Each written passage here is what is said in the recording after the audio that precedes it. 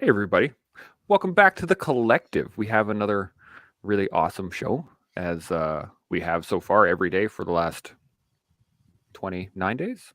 It is the 29th today. The 30th for you, though, John, right? It's the 30th. Yeah. Yep. So he's from the future, in case you guys didn't know. I love Yeah. that. If you need to know anything, lottery numbers, just let me know. Perfect. So, yeah, you guys want to dive into it, or do we have any thoughts or questions right off the bat, off the hop? Anybody got any Yeah, I'd burning like to things to ask do? John, since he's in the future, what his Absolutely. thoughts on how well this podcast went. Did it go well, Mm. John? Honestly, it went so well. People loved it. I kind of expected that it would. There's a lot of diversity. Yeah, it landed. Yeah, Sweet. I love that. Big traction. Ooh, I got a question right off the bat, right from the interwebs. You guys want to let's jump into this, Oh, and yeah, then we do can it. we'll get to topics later. But so Chris asks, is it possible for a younger person, 21 and under, to fully mature without social interaction with other kids? That's a in-depth question. Right off the bat, I would say no. Any other thoughts? My opinion is no, but I'm interested in other opinions. There you go. Anybody got an My additional question opinion on would be would be no as well. that? I'm Seems to be, assuming this is for Chris's. He's got a kid, maybe. or maybe. I don't know. Do we have contact with Chris? No. Not really. Okay. This I is the I fun part. We can't. just get I think human connection is probably the most critical thing for developing. Yeah, Without that, you're not getting any sort of feedback from the environment. Your personality is not really going to develop. yeah, yeah, absolutely. Yeah. Yeah, I I agree. And you know where things are going a little sideways, perhaps nowadays, is the expectation that a kid can fully mature through only social interaction digitally. And mm, so a lot of kids are forming their sense of the world around them, their sense of who they are, their sense of how to interact with human beings without actually interacting with human beings. mm, They're interacting with digital beings. And I think that it's a different level of social interaction nowadays, and it's a different level of not mature versus 10, 20, 30 years ago. yeah. It looks like we do have a little bit more context on this. Chris says, "I'm trying to get my nephews to go out," but yeah, no, that Mm. makes sense. I would suggest take them out. Lead from the front. Be the example you want. If you want your kids to be going out and doing stuff, you need to be going out and doing stuff either with them or make sure so that they can see you doing stuff. I think that would be the key on that. Any thoughts? Yeah, also maybe Chris is, let's pretend, I don't know, as a thought experiment, Mhm. let's pretend he's super freaking busy, like Mm. so busy that he actually can't lead by example. So what's he left with now? Well, he can redirect his nephews to a social media influence if that's their primary sense of social interaction. um, get them to start following cool people who do Mm. get out and get after it, like John as an example. I'm not sure what John has in his social media feed, whatever social medias he's on, but I'm sure that he's doing good things that are inspiring, and I would easily redirect someone from some sort of goofy social media feed to a righteous social media feed that's inspiring. I think that, again, if Chris is too busy to lead from the front, redirect, set that bearing for the nephews so that they are now following someone who is leading from the front. That's a great point. Yeah. Corey, any thoughts on any of that? Been all Well, quiet all when day. I first read it, I just immediately translated to social media interaction. But Mm. I guess, for an example, today we got the kids out to go visit the neighbor who's been helping with the driveway. We're in a small little town, and we're new to the town, and we have some really great neighbors. But I made something for the neighbor and gave him a little Tim's card. I was going to do it by myself, but I thought it'd be a good example to bring the kids out to talk to the person that does their snow removal. And they didn't want to go at first. They were on their devices, so I just made the decision to shut everything down and disconnect and get them outside. And that I think it's really crucial and important for their development and just engagement. I don't think you can replace the in-person interaction. There certainly is a lot of benefits to social interaction online, but the in-person's really, I think, where you get the maximum benefit, and just getting them out there, getting the system shocked out in the cold, and then getting back into the warm of another neighbor's house. That's kind of important, and it's about connections like we do online here, and we reach out to help others. And for those that are developing young adults and teenagers and kids, it's really crucial as well, whether it be on the mats, something through sports and athletics. It's more than just a skill they're learning. It's the interaction, learning that not everybody is a winner. You have to be a graceful loser sometimes on the mats or playing your sports, but there's so many lessons I don't think can be really taught when they're by themselves. So I would say do whatever you can to get them out. If it's not yourself, if it's a relative, convince them the investment of getting them disconnected and right out there in person, doing whatever it is that they're learning a skill, or just even community service. It used to be everyone went to church on Sundays, but at least something to get out there and help and interact with perhaps those less unfortunate or less fortunate, and helping them out and just getting to know, your community, your neighbors. It's really important to connect. Yeah. About building Nice that work, community, buddy. right? Nice work. And I should add this in my comment about, get his nephews to follow someone who is inspiring in some way.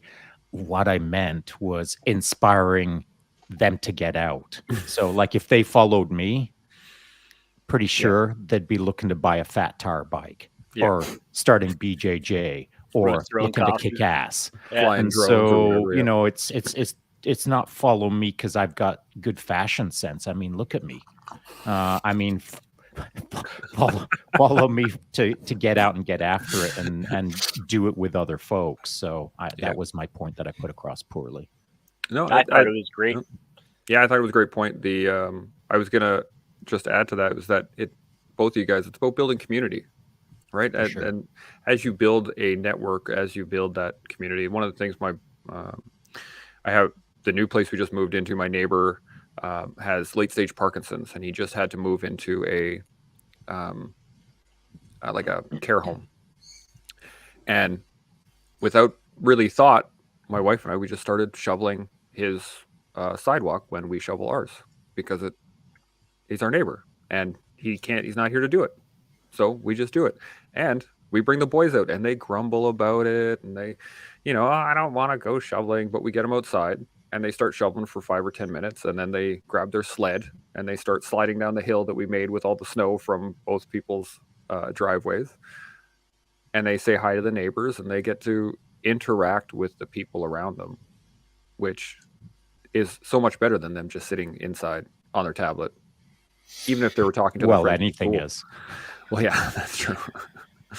I got a question for you, John, if you don't mind.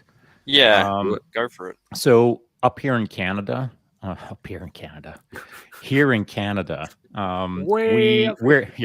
up here in Canada, as I see it, we're trying to start this thing called the collective, and we're trying to focus more on positivity. We're trying to focus more on creating a community, a sense of purpose where people can gather, in a sense, digitally.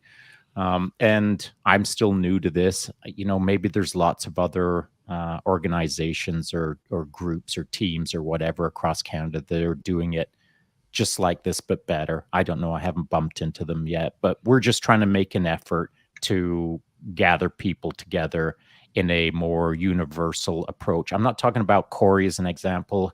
Corey he's got a crew that follow him, and he's got a bunch of things on the go where he's managed to collect like-minded people to do like-minded things. And that's amazing. I'm a big fan of Corey, obviously. But what we're trying to do over here, the other day, it was great. Thanks for doing that. Yeah, buddy, it's easy to do. The idea being that we're trying to just be way more universally approachable in order to keep things positive. So it's kind of new to me to be doing this. I'm curious as to how it is in your part of the world, in the sense of gathering people together in a positive, forward-looking approach, and how that's being. Is it a big thing down there? Is it a new thing down there? I'm curious. Do you mean digitally or just in any Yeah, form? digitally. Yeah, digitally. It is. And the last 3 years has really highlighted the importance of connection, because down here we had some really gnarly lockdowns in Right. Melbourne where there were curfews, there were drones flying around, making sure people were indoors. So some people lived in their apartment.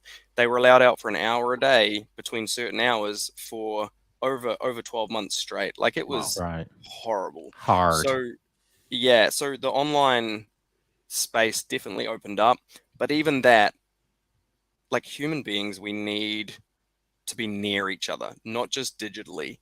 And so we had a massive outflux of people from Melbourne and Victoria up to, like, where I am. We barely even knew what was happening. They had some mandates and things, but we're very relaxed. Gold Coast is very relaxed. It's a beach town.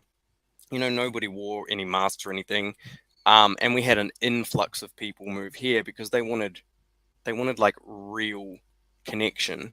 Right. And we've got a record amount of people buying land away from the cities because they just want, and not for themselves necessarily, but for communities to go to.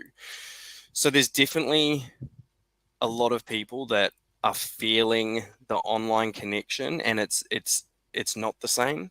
But there's a lot of people that have done what you're doing, and it sort of, I have found over the last 3 years, because I had to do the same. My work was in-person events and retreats. Right. I went all online, and it's like a part of my soul was dying doing it online. So it provided people with great information and a place to come and feel. They did feel supported, which was amazing. Like, they weren't alone. But eventually, it was like, not just me, but we just need to be around each other. Like, we just need to fucking have someone to hug or someone to talk to in person and have a cup of tea with, Yeah, I agree, but not too much milk in my tea. I don't care for milk in my tea. It's Well, we can do it's black tea. distasteful. Black tea all the way.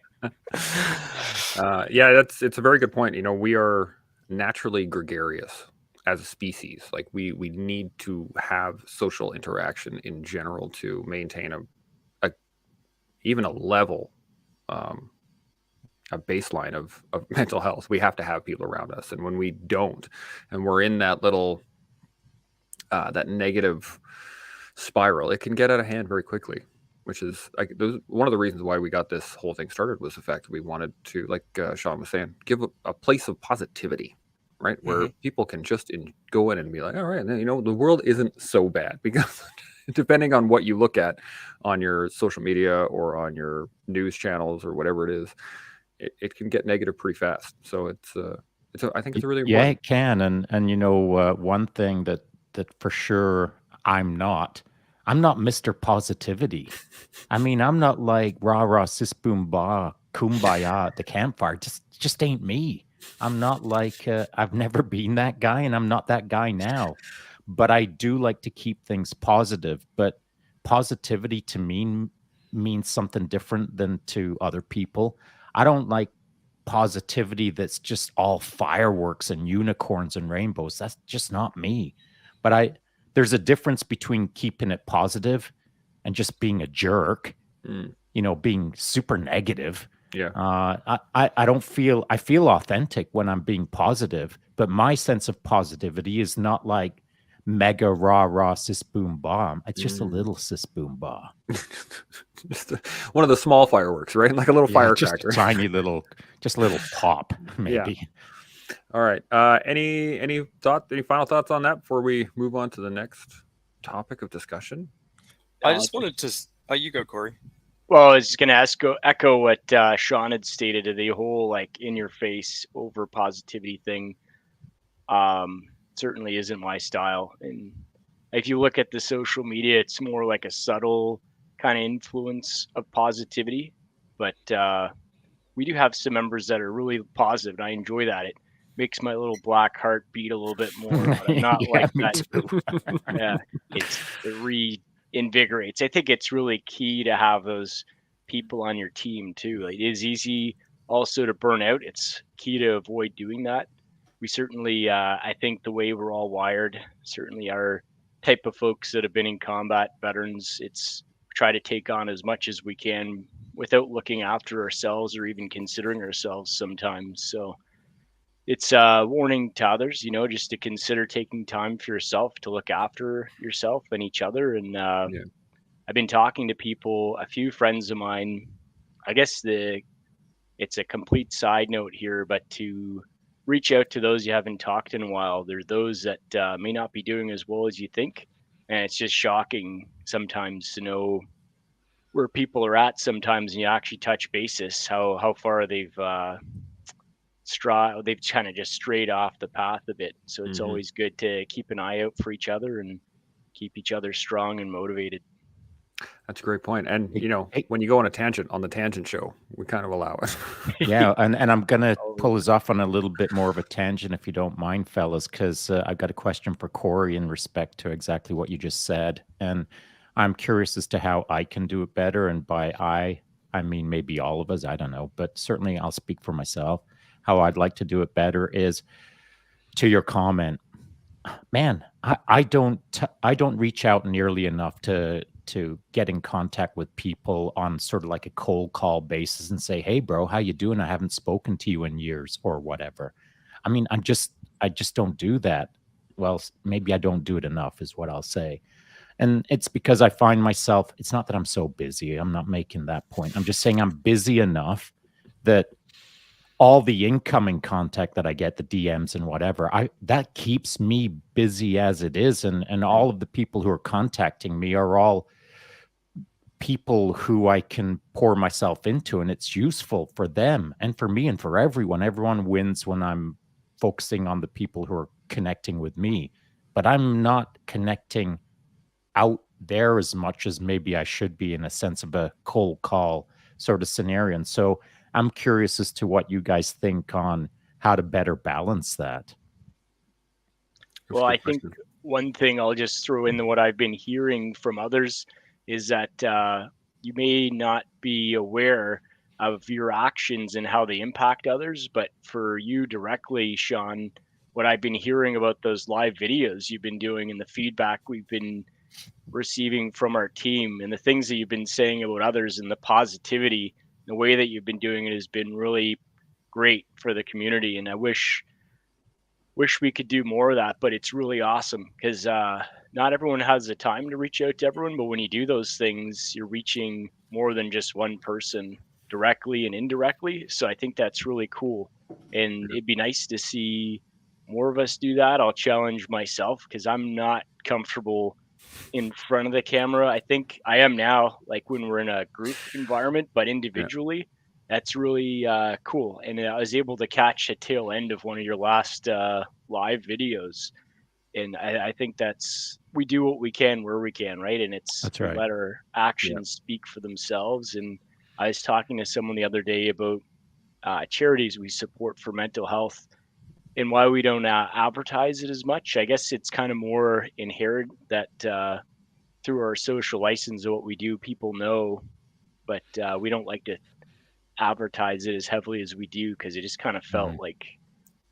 like a tax that you pay to like showcase what you're about, but it Mhm. should be inherent. And then we do directly when people ask, tell them the amounts and where they go. But like your actions, what you're doing to help the community, people know just by who you are, your intent and your approachability, which I think is really unique because a lot of people without what you've been doing would seem to think that you're very unapproachable, and it's quite the opposite. In fact, it's awesome having you as a mentor and also a leader out there in the community. And I'd say same for yourself, Chance and Big Bird, and John. I don't know you too well, but I'm sure you're in good company here. So there's probably a Mm. reason you're here. You're doing the same thing at where you are. Well, Oh, thank you for that. jeez. Thanks. Well, that I Yeah, appreciate it. way to make everyone feel super uncomfortable. Way to make me feel. Yeah, exactly. But no, Thanks, you know what? buddy. You're Heavily caffeinated, so maybe that's Yeah, well done. you're absolutely right, though. In that the things that were really, I think, missing in the community, or that we had been missing in the community, was connection. We were all trying to do our own thing to kind of build and like, hey, we can do these things. Like, you know, I want to do the walk, and we got bushwalk, and we got arrowhead, and we got the Pegasus jump, and we're all kind of doing our own things. And the one thing that we hadn't been doing was connecting, was actually connecting with each other. And we work together, and we've collaborated on stuff and all kinds of things. But what we're doing now, I think, it's the next step. We're actually connecting with each other and being there for each other. And as you said, you know, you never know what impact you have on others by a simple phone call. It is the next step, but you know, a step that happens before all of that. Back to the subject at hand, which is doubt, I believe. Yep, we were going to get into that. Yeah, I doubted myself. I doubted that I had anything to say. I doubted all of it. I was in mega doubt mode. And how did I pull myself out of the doubt that I should even step in front of a microphone? Because absolutely everyone knows that I didn't want to. The doubt was removed by the people around me who just kept on saying, but you gotta. And the doubt over a period of time was eroded just simply through the volume of people that were saying, stop doubting yourself. But it wasn't just the volume. It was critical, at least to me, that there was some choice people in there that I had some history with or that I had immense respect for. It was their voices that helped push me over the edge of throwing that doubt out of the window and executing against this task. So I was filled with all kinds of doubt until the volume and choice people within that volume moved me over into executing. Yeah, that's good. Yeah, the topic is doubt for sure. That was the original topic, and we've hit a few tangents along the way, but that's a great segue into this, in that we all doubt ourselves anyway, right? Like I doubted myself when I started the podcast. I doubted myself when I got the Walk for Veterans going. I doubted myself when I first decided I wanted to join the Army. But there was a point where I was just like, the doubt was gone. And one of the quote I have on the bottom here is something that we got taught in when we were doing mine warfare training, was that when there's doubt, there is no doubt.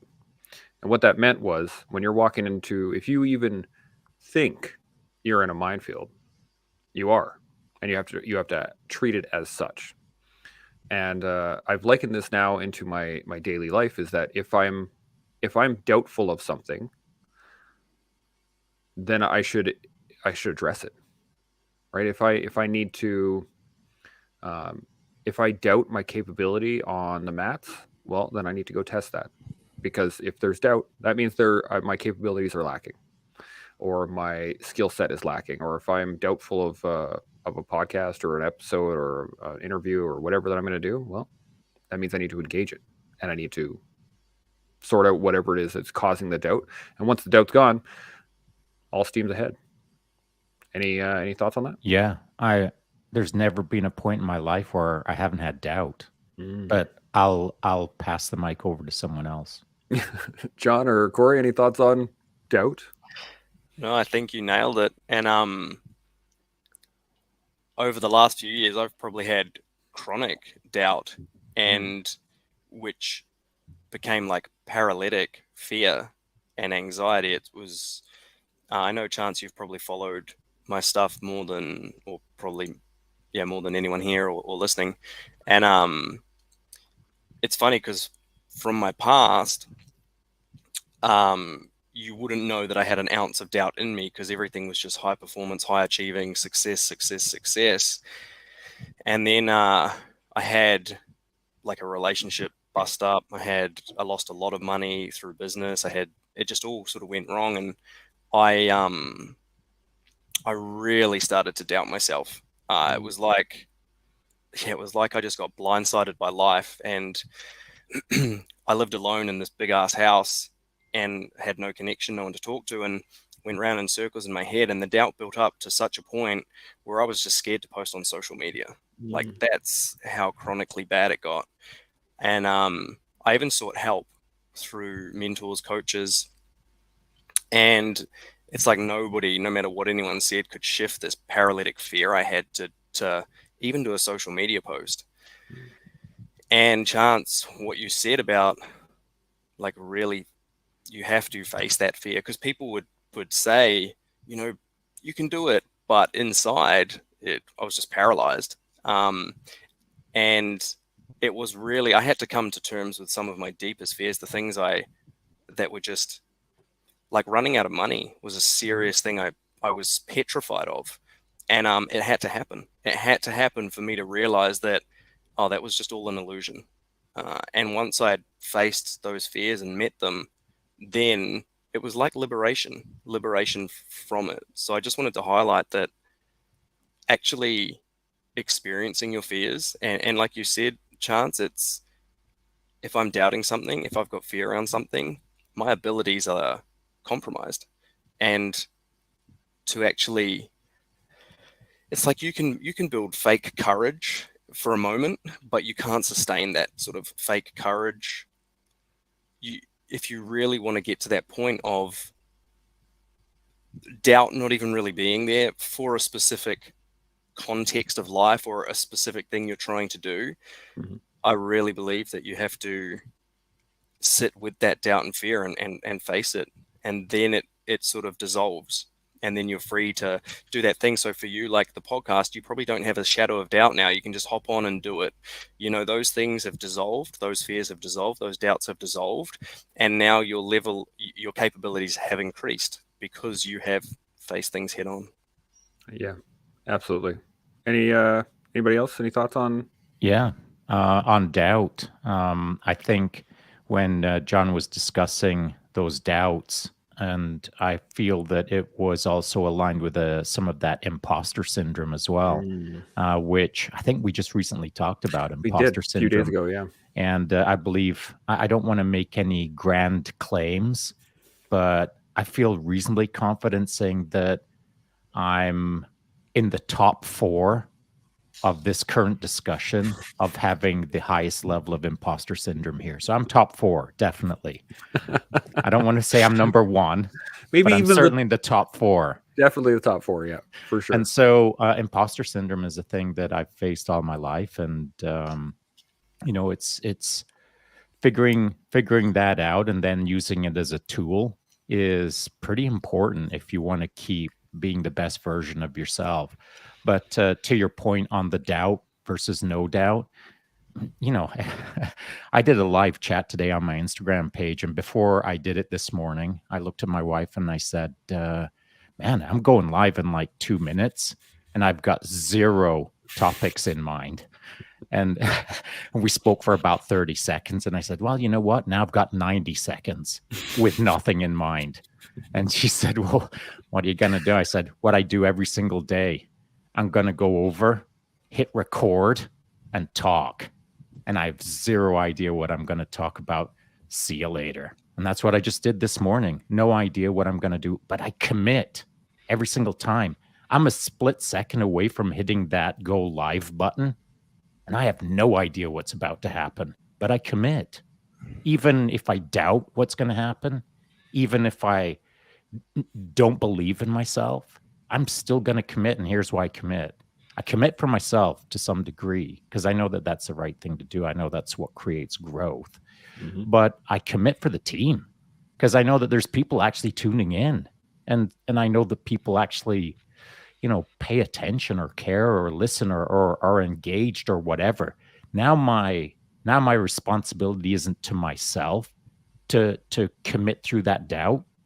My responsibility is to people who are actually paying attention. So if I can't do it for me, I got to do it for the people who are around me. And I find that that is a pretty helpful tool to bust through the doubt of the moment. Yeah, I really think when you when you make it not about yourself, that changes a lot. As Mm-hmm. soon as you're like a vessel for service or to give, a lot of that doubt and fear really does disappear. I know from speaking at a lot of events around the country and multiple countries, a lot of the doubt and fear does come from what are people going to think of me, and as soon as you can negate that by going, what have I got to give to these people essentially. So yeah, I totally understand that for sure.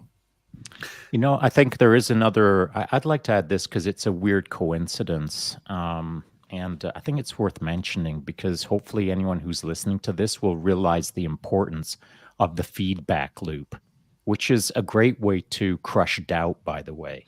And so the feedback loop happened this morning. So I roast coffee a little bit. I'm not a big deal, but I roast some coffee. And Just a a little guy bit? dropped by. Few Yeah, pounds. just a little bit.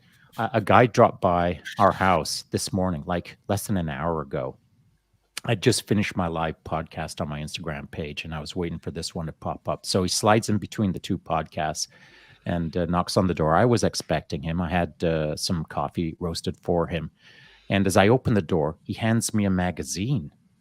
And it's a magazine. He lives out on the left coast, down in Vancouver area.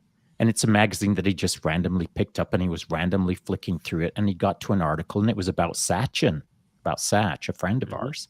And Sachin is planning on running across Canada in 2025. And, just over a year ago, I didn't know who Satch was. And Satch was following me on social media. And I got stuck overnight in Vancouver for the night after flying back out of Haiti with Seb Lavoie.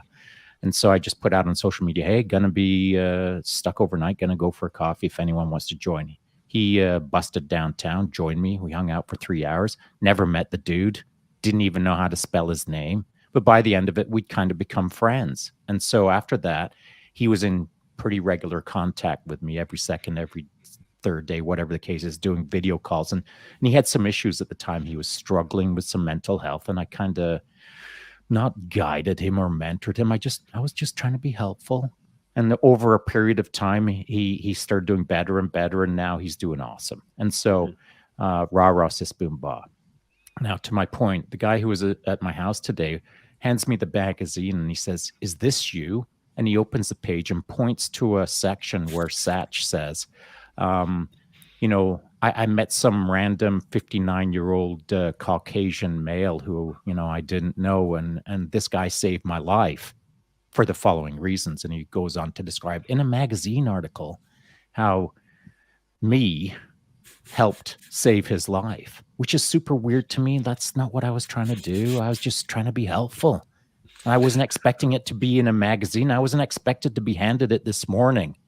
And so as I saw that, a random coincidence from a guy who just came to get coffee from me, he's now impacted by it. Never mind Satch. And everyone who read that article, if they know me, they're impacted by it. And here's how: the positive feedback loop. Mm-hmm. If anyone knows what I'm doing and they see those kind of outcomes, and anyone who knows me, I'm nothing special. And if I can do it, anyone can do it. And so it doesn't have to get into a magazine article to be recognized that you can do good things, but being in the magazine article should demonstrate to everyone what a positive feedback loop can do. And so I'd just say this: if you're doubting that you've got anything to add to society to be helpful, if you're doubting how you can positively influence all those around you, don't doubt it. I mean, I just got handed a freaking magazine article that is in black and white print. Dude, you're helping people. That's not what I want. I don't want it in a magazine article, but I do want people to understand that your actions have ripple-on effects that you won't even understand if you don't see the magazine article. So just do your best. Good things happen, et cetera, et cetera. Yeah, that's very true. And as you guys are saying, one of the best ways to help, if you're in a bit of a rough spot, is to help someone else, right? I find when I'm really down, if I'm in a deep depressive episode, or I let social media get to me or whatever, one of the first things I do is I look to help somebody else. because even if it's something little, if I can help them achieve something, if I can help them, even with my boys, that's usually who the first people I go to, and I'll see if they're having troubles with something. And if I can help them get over a piece of homework or anything, it's a little like, okay, it's not so bad. I've moved the pin forward just a little bit, and then I start aiming for more, and then I start aiming for more, and I find that the more I'm looking to help other people, my suffering lessens. At least, anybody feel the same way? Similar? I'd just like to reframe the language just for a Okay. second, then I'm going to definitely move the mic off to the side, so I'll stop talking. So you said that whenever social media gets to you a little bit, Mhm. I'd like to reframe that, because here's how I think. Social media doesn't get to me. I get to it. Indeed. And so it ain't gonna, I'm gonna change it. It ain't gonna change me. That's Mhm. how I like to kind of frame it. I'm That's just a good throwing way. that out. And now I will sum up. I'm curious. I have a question Yeah. for you guys, for anyone, all of you. Obviously, when we help others, it feels good to do that, and like you said, it moves the needle a bit. And then I've seen some people that all they do is help others, but they don't help themselves. So, how do you see the dichotomy there between, oh, the more I help others, the better I feel, and the more I help others, the more I actually avoid my own things that I should probably be facing and handling? That is a great question. Corey, you want to jump in on this one right off the bat, and then I'll follow in? Yeah, I mean, yeah, I'll just basically summarize the key points that we've had here in terms of doubt and where we are, the whole imposter syndrome discussion. There are a few key points for those listening and for all of us to really take home that are kind of discussed by all of us. But one of those key things is commit. Right when your breachers are at the door and they're ready to hit that execute command, or whatever the command is that you say, whether it be breach, breach, breach, or execute, execute, execute. Execution is key, and that overcomes the thoughts of doubt, the imposter syndromes, and knowing where you're at is in that feedback loop when you're assessing. That gives you that feedback of if there's a need to adjust left or right. It gives you your arcs. I think that's the best way to know where you're at and deal with things, and that helping of others, the thought of that being therapeutic, that goes down to our basic notion of really probably how we were wired before we joined, but certainly as soldiers, isn't that really what it's all about? You're helping your team. You got to help yourself to help your team, and the more prepared you are, you're able to respond to it. And as Shaun has said, getting after it avoids it getting after you. So that's really how you engage with and avoid those issues and concerns. Yeah, we did a show on CQB a little while ago, Shaun and I, and we had this talk too. Was that in order to help the team, you have to be a better person. Like you have to help yourself get to a point that you are an asset to the team. Now, how I apply that to your question, John, was the fact that I will help up until a point that it costs me. I'm trying to think of I have like 4 analogies running around in my head at the same time right now. So Just choose one. I'm gonna pick one. You have your cup, right? And you can only fill your cup to a certain point before it overflows, and then you lose strength. So what I do is I help people in order to fill my cup to a degree. But the key that I don't utilize is when my helping people, my trying to fill up my cup by helping people, is me drinking the cup. Right? Like I'm using all of my energy in order to move someone else. I'm pushing someone else forward. That's it, versus nudging them, right? I can only, when I talk about helping other people, I can only ever show someone the door, right? I can only tell them what's worked for me, what's worked for other people. I can't make you do something that I want you to do. I can't physically make you do that. And so that's where that line gets drawn for me, is where if I have to physically move you, or, I have to use more energy to get you to do something, to get you to want change more than you already do, then I'm burning energy. I'm drinking from the cup. I'm not actually helping anything. And sometimes that is where you have to step away. And there's been dudes that I've been trying to help, and they continually do the same negative feedback loop, and they will spiral themselves back to the exact same spot we were 3-4 days ago, 2 weeks ago, 2 months ago, whatever.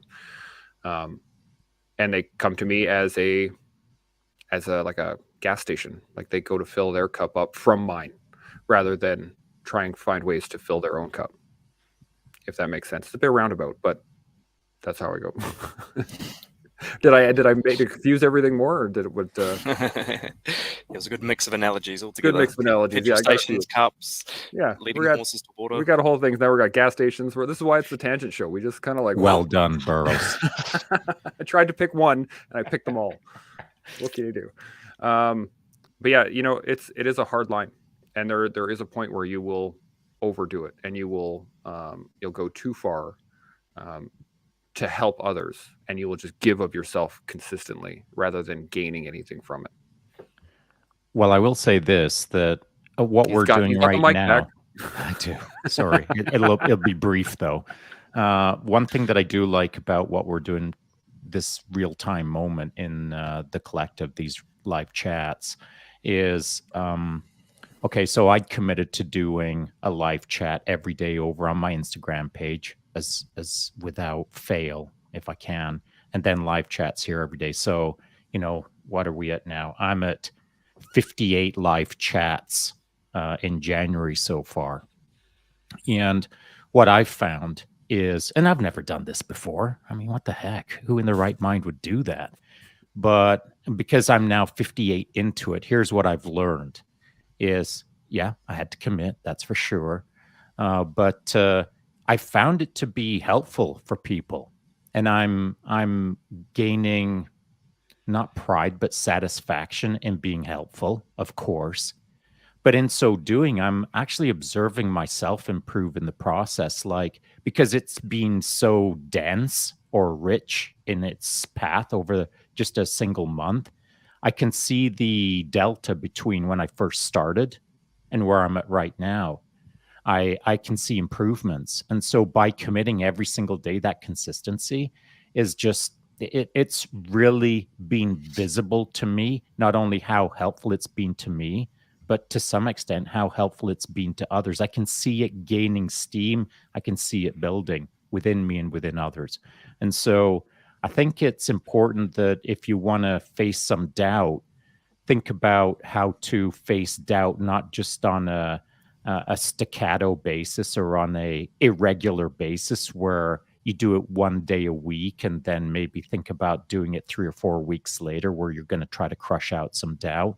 Commit every single day for a month on something, anything that you've got doubts about. Face the doubt every single day and look at yourself a month later and see what you've learned. You'll learn things for sure. That's a great point. And being in a learning mindset, that's key. Like, wanting to learn, wanting to be better at it every single day is you will learn very quickly about stuff about yourself. You may not like what you learn, but that's good, because then once you learn it, now you can address it. And that's, going back to what the concept, when there's doubt, there is no doubt, I was saying earlier, is the fact that you have to actually know what the problem is to fix it. And if you can get it physically out there, or in my case, when I have a doubt about something and I just go, okay, well, now that's what I'm going to focus on. And I will focus on it until I either overcome it, or I figure out the steps I need to take in order to overcome it from there.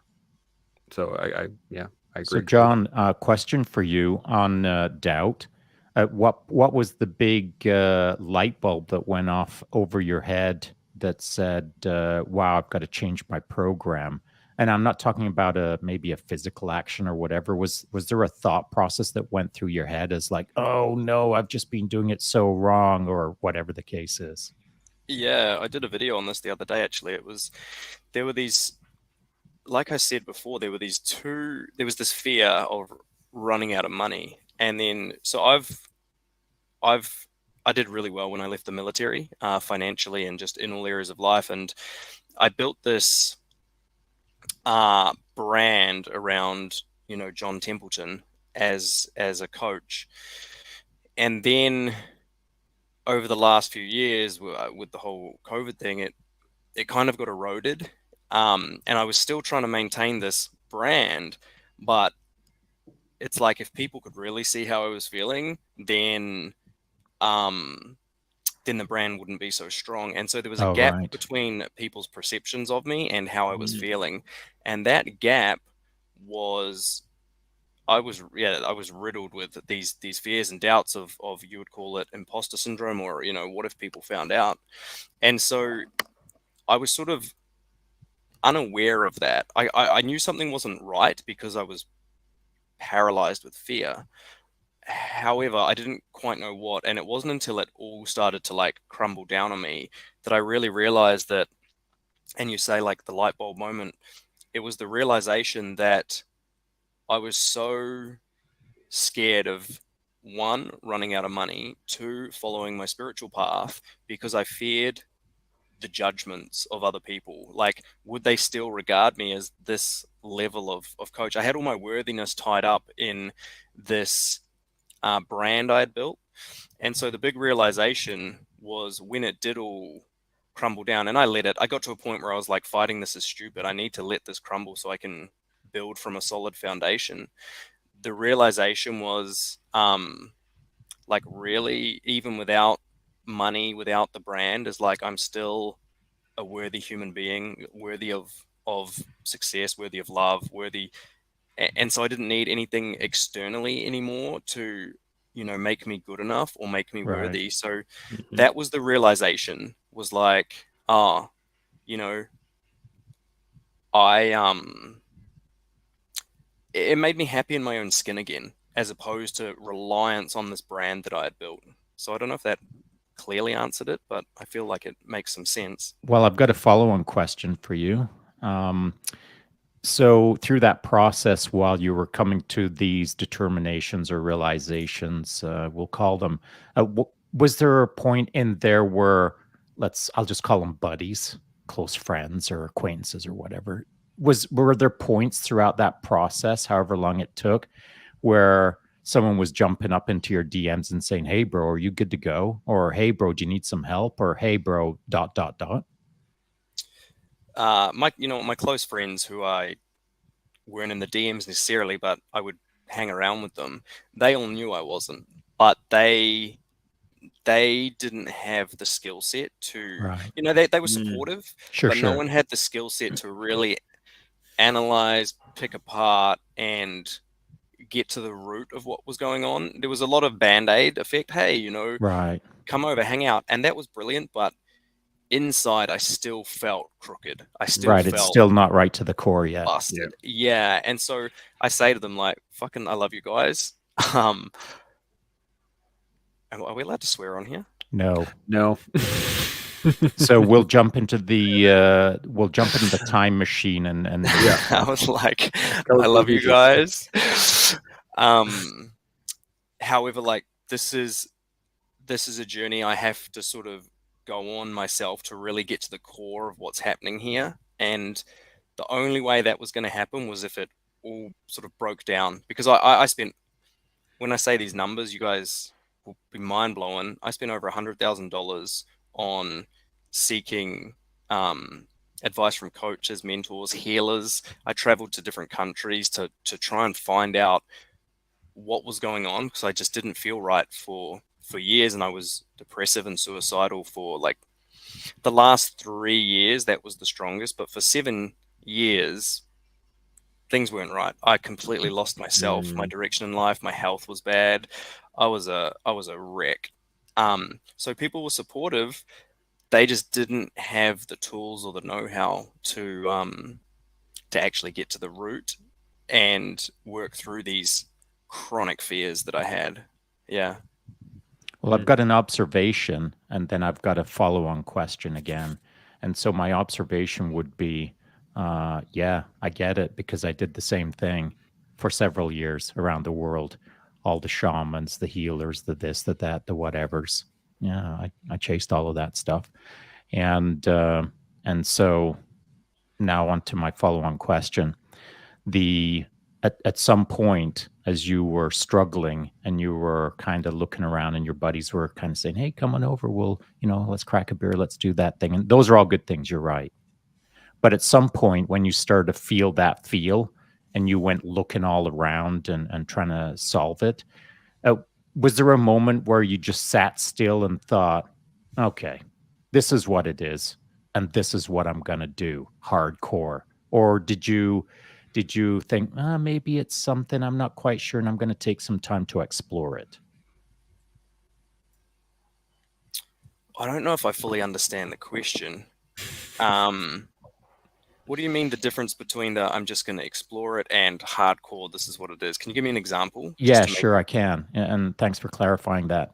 I guess what I'm saying is, at some point, were you clear enough in what was going on within you to just like crush it? Or was it an evolutionary process where you just felt a little off and over time you felt a little bit more off and over time you felt more often?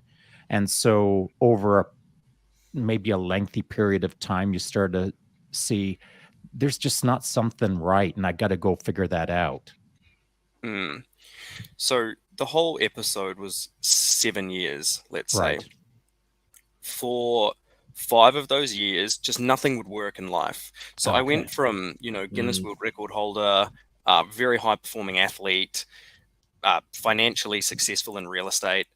Everything just started to go like no health issues. Everything just started to go wrong. And it was like my money was going down. And I was like, I'm not doing anything different. And I would have health things come up and just little things would go wrong. And I was like, why is life not working for me anymore? Oh, right. Okay. And so I had some symptoms, but again, no awareness to why. So that went on for 5 years. And from the military, it's like, give me a challenge, I'll dominate it.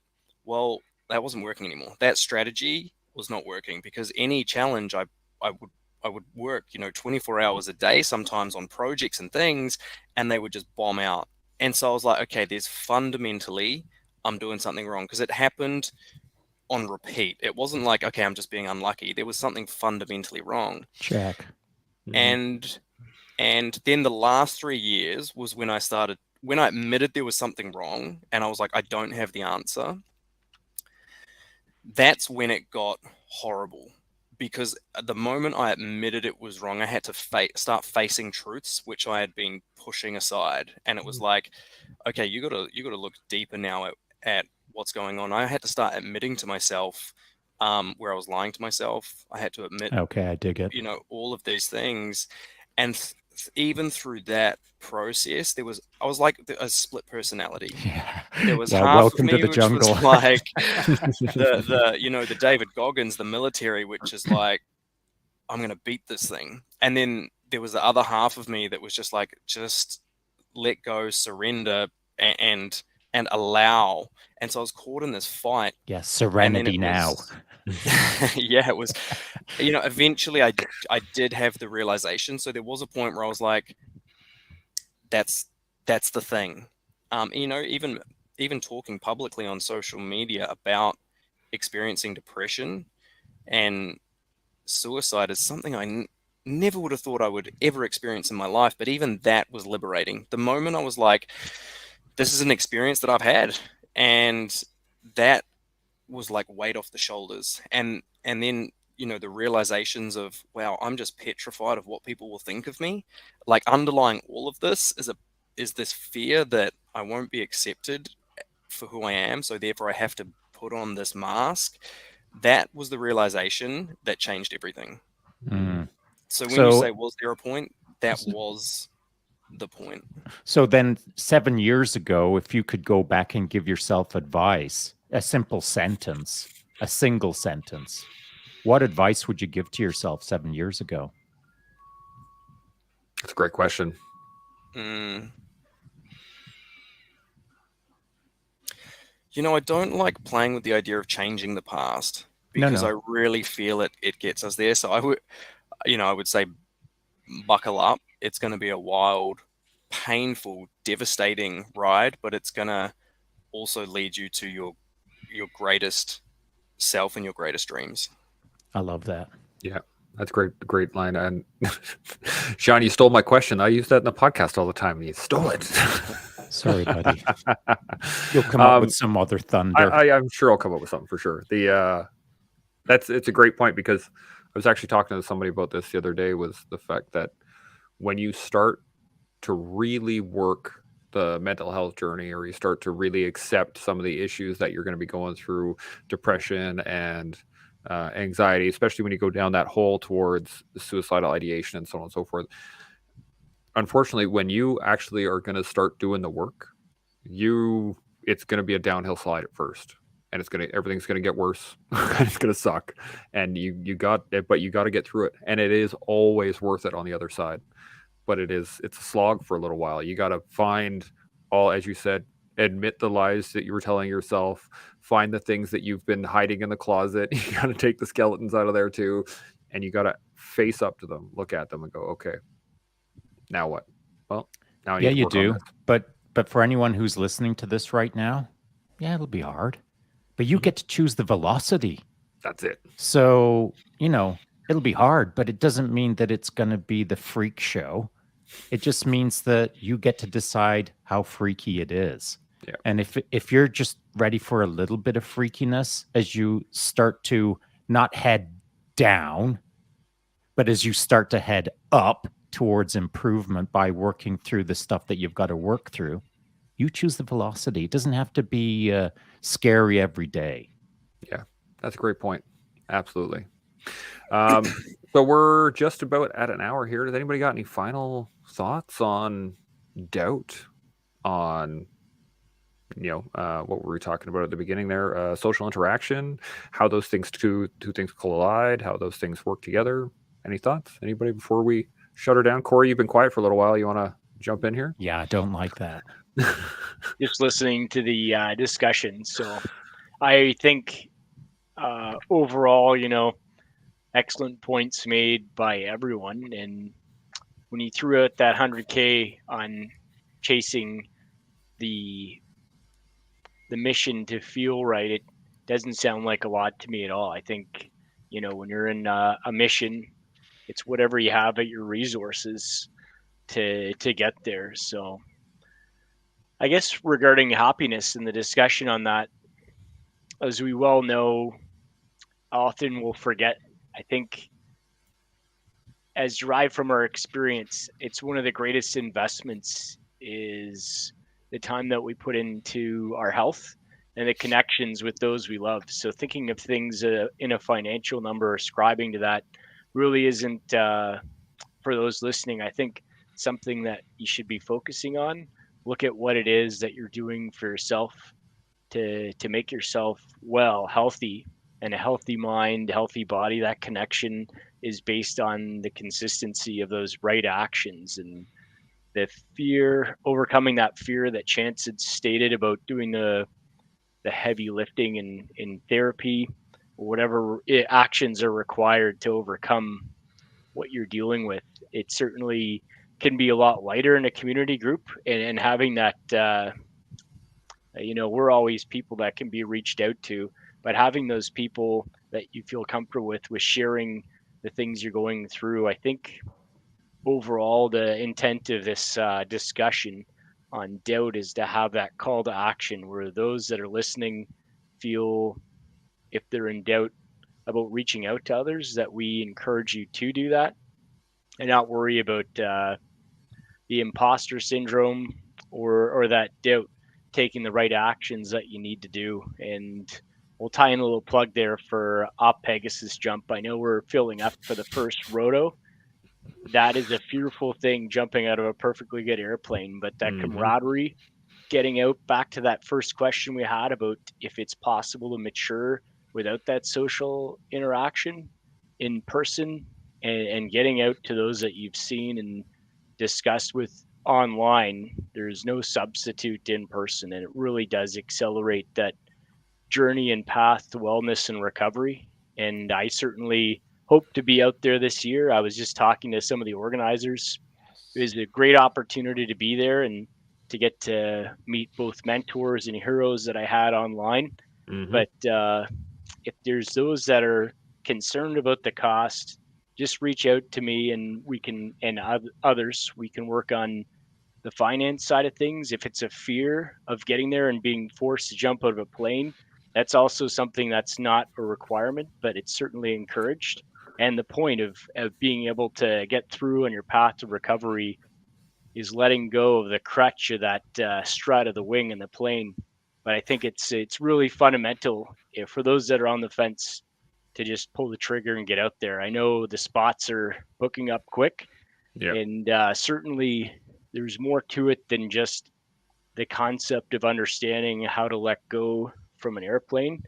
But from a philosophical perspective, there's a lot of depth in that one action right there. So just reaching out, for those that are still on the fence, feel free to connect with any of us, and we're all happy to chat anytime. And I really think this is an excellent initiative, this collective. Really great kudos to you, Chance and Shaun, for getting out there, getting at it, executing, and committing to that live video. And John, we'll be in discussion in the future. I'll be checking out some of your social media. That's all I have to say. No pressure. I'm gonna be looking at you. You'll be checked out. Shaun, any final points before we shut her down? No, I feel like I kind of hogged the mic on this one a little bit. I really should have stepped aside some more. So I would like to offer Corey and John, not the opportunity, that sounds dumb, the possibility of joining us again in a future chat where I'd like to dig more into this subject, doubt, and anything else that comes up for that matter. I'm here to get the wisdom, not to hand it out. And I know that John and Corey have a lot. So please consider joining us another time in the very near future. Thanks, fellas. John, any final thoughts before we shut her down? Thank you. Thank you both for having me here today. I wasn't sure if I was going to be able to fit in with the Canadians or have anything to offer. So I just hope that for anyone listening, that it has been valuable. Yeah. Well, we really appreciate you being on here, especially at dark 30 first thing in the morning. We really do appreciate it. From the future, even. Like, awesome. Good having a time machine. Yeah, and if you don't know it, John, you may not know what Operation Pegasus Jump is. It is a friend of ours putting together a whole bunch of vets and first responders and bringing us all out to Vancouver Island, and we're going to go leaping out of planes.